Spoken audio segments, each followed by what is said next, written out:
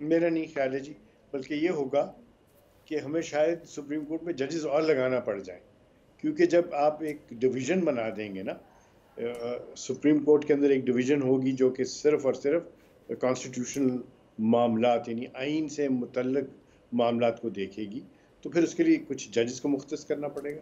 وہ 3 کا بینچ ہوگا، 5 کا بینچ ہوگا، وہ تو بات کی بات ہے. لیکن چاہے جتنے بھی ججز کا بینچ ہو، وہ صرف اور صرف وہی کام کریں گے نا پھر.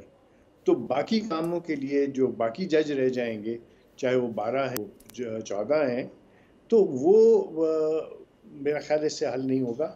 ہمیں لازمی طور پر سپریم کورٹ میں مزید ججز کی تعیناتی کرنا ہوگی.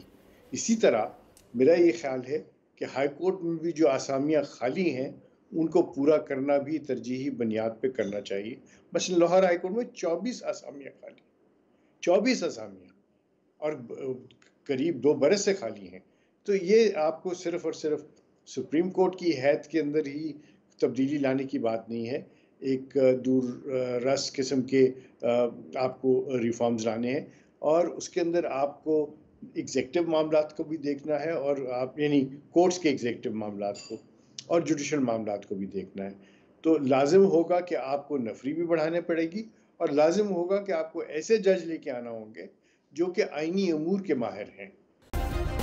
سبسکرائب کریں اور بیل دبائیں تاکہ کوئی خبر رہ نہ جائے.